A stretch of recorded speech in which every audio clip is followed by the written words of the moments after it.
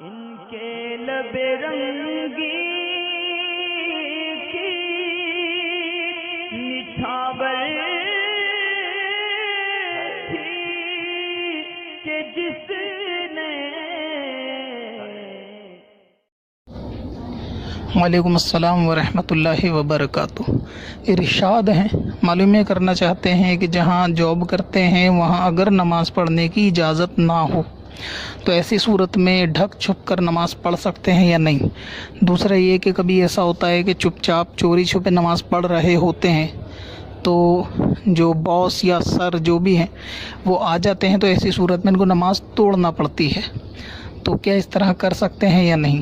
یعنی پہلی صورت تو یہ کہ ڈھک چھپ کے نماز پڑھتے ہیں کہیں دوسری جگہ پہ، کسی کارنر یا دوسرے روم میں، اور کمپنی کا مالک کے جہاں اجازت نہیں دی انہوں نے نماز کی، اگر وہ آتے ہیں تو ظاہر ہے کوئی نگران وغیرہ بٹھاتے ہوں گے پہلے گیٹ پر کہ اگر سر آئیں تو ہمیں کوئی بتا دے، تو ایسی صورت میں نماز توڑ کے اپنے کاموں میں لگ جاتے ہیں۔ تو ایسا کرنا ٹھیک ہے یا نہیں ٹھیک ہے؟ اول تو اس کے اندر دو قسم کے گناہ ہیں۔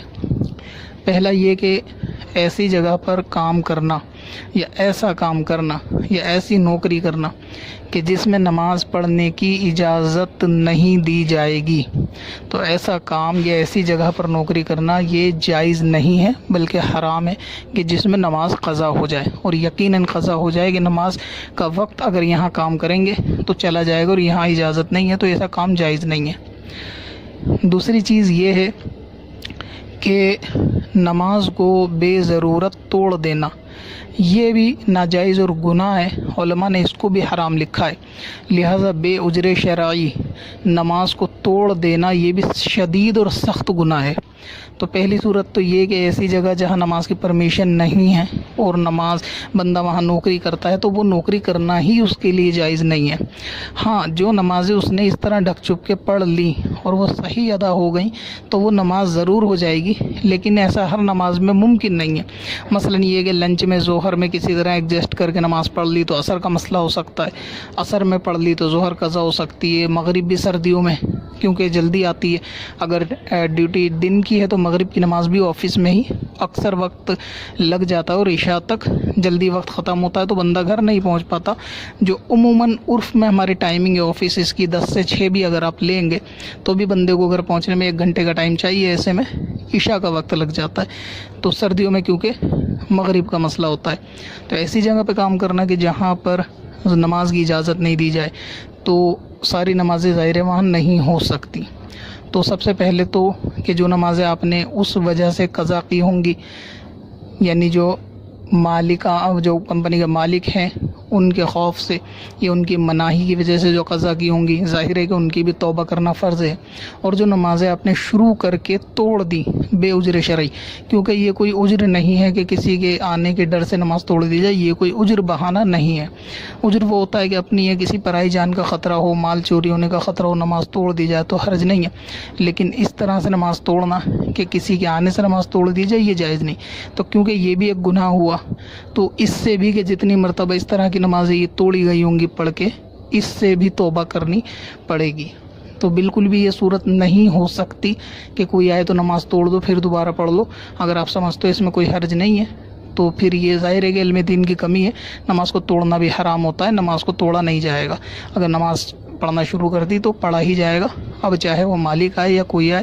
اگر نماز آپ توڑیں گے، مالک کی اجازت نہیں ہے، تو پھر مسلمان کو حلال کمانے کا اللہ تعالی نے حکم دیا ہے، کسی ایک ہی کمپنی میں کمانے کا حکم نہیں دیا۔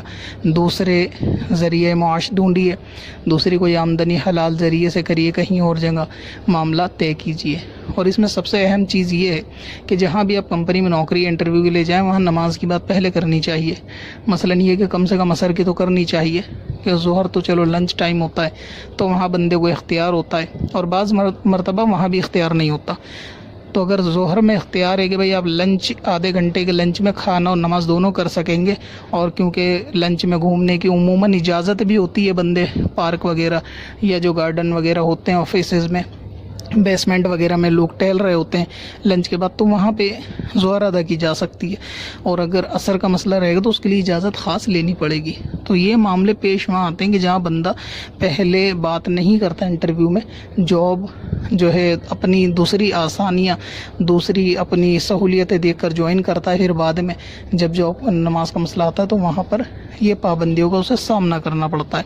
तो इंटरव्यू में पहले बात कर ली जाए कि जब सब चीज़ें तय हो जाएँ कि कब से ज्वाइनिंग है, तो आप पहले बता दें कि जी मेरे साथ नमाज का मसला है, मेरे को 10 मिनट चाहिए होंगे 4-5 बजे के बीच में, कभी भी काम में मेरा फ़र्क नहीं आएगा, मैं 10-15 मिनट 5 या 10 मिनट भी चाहिए होंगे नमाज के लिए। तो इसमें क्या होगा, अगर मालिक एग्री करेगा तो फ्यूचर में आपको उस कंपनी में कोई नमाज़ पढ़ने से रोक नहीं सकता।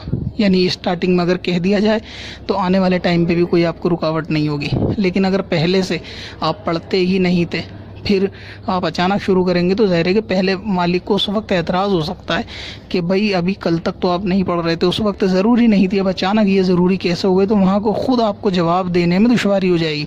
तो अक्सर नौजवान ये गलती खुद ब खुद करते हैं कि इनको खुद जवाब देने में दुश्वारी हो जाती है। तो माहौल भी आजकल लोगों ने सिर्फ जुमे का बना रखा है कि जो कुफ़ार हैं वो भी ये समझते हैं कि गालिबन जुम्मा ही बहुत इंपॉर्टेंट है, इसलिए वो अक्सर ऑफिस में जुम्मे की परमिशन देते हैं।